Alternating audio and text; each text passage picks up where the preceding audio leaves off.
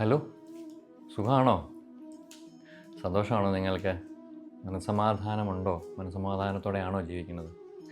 നിങ്ങളുടെ ജീവിതത്തിലെ പ്രാർത്ഥനകളാണ് നിങ്ങളുടെ ജീവിതത്തിലേക്ക് ഒരുപാട് പ്രശ്നങ്ങളെ കൊണ്ടുത്തരുന്നത്. നിങ്ങൾ വിശ്വസിച്ചാലും വിശ്വസിച്ചില്ലെങ്കിലും ഞാൻ പറയണ ഈ രീതിയിലാണ് നിങ്ങൾ പ്രാർത്ഥിക്കുന്നതെങ്കിൽ ഉറപ്പായിട്ടും നിങ്ങളുടെ ജീവിതത്തിൽ പ്രശ്നങ്ങൾ വന്നുകൊണ്ടേയിരിക്കും. അതായത് നിങ്ങൾ അമ്പലത്തിലോ പള്ളിയിലോ നിസ്കാര സ്ഥലങ്ങളിലൊക്കെ പോകുമ്പോൾ നിങ്ങളുടെ പ്രാർത്ഥനകൾ നിങ്ങൾ വളരെയധികം ശ്രദ്ധിക്കേണ്ട ഒരു കാര്യമാണ്. ഫോർ എക്സാമ്പിൾ, നമ്മളൊരു ക്ഷേത്രത്തിൽ പോയി എന്ന് കരുതുക. നമ്മൾ ക്ഷേത്രത്തിൽ പോകുന്ന ഉടനെ ആ ക്ഷേത്രത്തിലെ വിഗ്രഹത്തിനെ കാണുന്നുണ്ടേ സർവാഭരണഭൂഷിതനായ ഒരു ഭഗവാന്റെ വിഗ്രഹം അതിൽ കാണും. നല്ല ഉടയാടയൊക്കെ ഇട്ട് വിളക്കൊക്കെ കത്തിച്ച് നല്ല ഭംഗിയുള്ള നല്ല തിളക്കമായിരിക്കും ആ പോയിന്റിലേക്ക്, അല്ലേ? നമ്മൾ എവിടെയെങ്കിലും ചെല്ലുന്നുണ്ടെങ്കിൽ ഗോൾഡ് പോലെ തിളങ്ങുന്ന എന്തെങ്കിലും ഒന്ന് കണ്ടു കഴിഞ്ഞാൽ നമ്മൾ അങ്ങോട്ടൊന്ന് നോക്കും.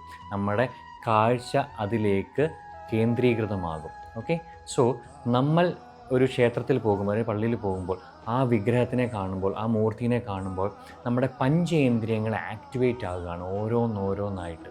അതായത് ആ വിഗ്രഹത്തിലെ അണിയിച്ചൊരുക്കിയ ബിംബത്തിനെ കാണുന്നുണ്ടെങ്കിൽ നമ്മളുടെ ദൃഷ്ടി അതിൽ കോൺസെൻട്രേറ്റ് ആവുന്നു.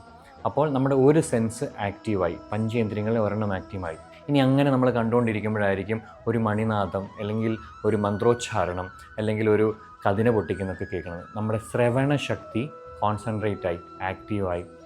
അങ്ങനെ രണ്ട് ഇന്ദ്രിയങ്ങൾ ആക്റ്റീവായി നിൽക്കുന്ന സമയത്തായിരിക്കും ഒരു ദീപാരാധനയും കർപ്പൂരവും ഒക്കെ ആയിട്ട് വരുന്നു. കർപ്പൂരം തൊടുമ്പോൾ സ്കിന്നിൽ ആ ഹീറ്റ് എനർജി വരുന്നു.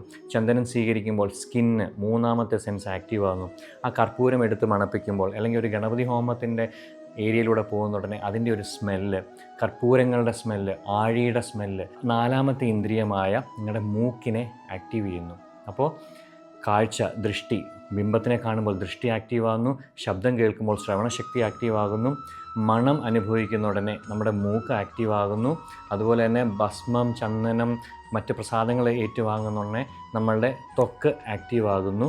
ഇനി ഈ അമ്പലത്തിലെ പ്രസാദങ്ങൾ, പുണ്യാഹങ്ങൾ സ്വീകരിക്കുന്നുണ്ട് നമ്മുടെ നാക്ക്, നമ്മുടെ അഞ്ചാമത്തെ ഇന്ദ്രിയം ആക്റ്റീവ് ആകും. അങ്ങനെ ഒരു ആരാധനാലയത്തിൽ ചെല്ലുന്ന ഉടനെ നമ്മുടെ 5 ഇന്ദ്രിയങ്ങളും ആക്റ്റീവായി നിൽക്കുന്ന ഒരു ഹൈലി എനർജറ്റിക് ആയിട്ടുള്ളൊരു സ്റ്റേറ്റ് ഓഫ് മൈൻഡിലാണ് നമ്മൾ നിൽക്കുന്നത്.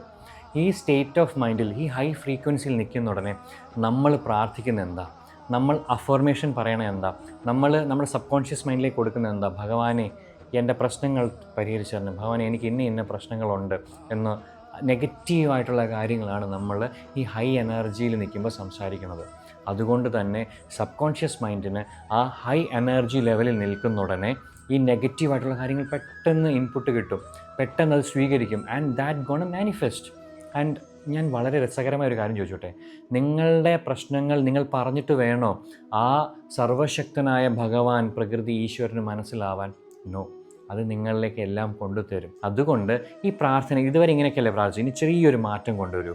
അതായത് ക്ഷേത്രത്തിലോ പള്ളിയിലോ ഒക്കെ പോകുമ്പോൾ, ആ ആരാധനാലയങ്ങളിൽ ഇരുന്ന് മനസ്സ് സ്വസ്ഥമാകുമ്പോൾ, എനർജറ്റിക് ആകുമ്പോൾ, നിങ്ങൾ നിങ്ങളുടെ ലൈഫിലെ ആഗ്രഹങ്ങൾ, ഞാൻ ഏറ്റവും കൂടുതൽ അഫർമേഷൻസ് പറയുന്നത് അമ്പലത്തിൽ പോകുമ്പോഴാണ്, ഞാൻ പ്രാർത്ഥിക്കുമ്പോഴാണ്, എൻ്റെ ലൈഫിൽ വേണ്ടുന്ന കാര്യങ്ങൾ നടത്തി തന്നതിന് നന്ദി എന്ന അഫർമേഷൻ പറയണത് ആ ഒരു സ്ഥലത്ത് നിന്ന് തൊഴുതു നിൽക്കുമ്പോഴാണ്.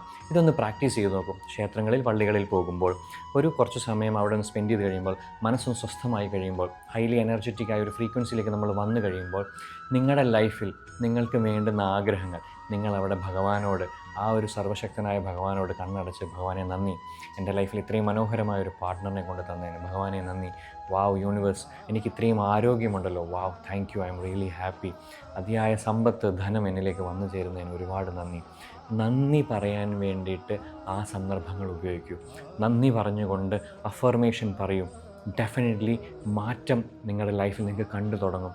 ആ ഹൈ എനർജീനെ നിങ്ങൾ യൂട്ടിലൈസ് ചെയ്യൂ. അവിടെ നെഗറ്റീവായിട്ടുള്ള ഇൻപുട്ട് കൊടുക്കാതെ പോസിറ്റീവായിട്ടുള്ള അഫർമേഷൻസ് കൊടുത്ത് സംസാരിക്കൂ.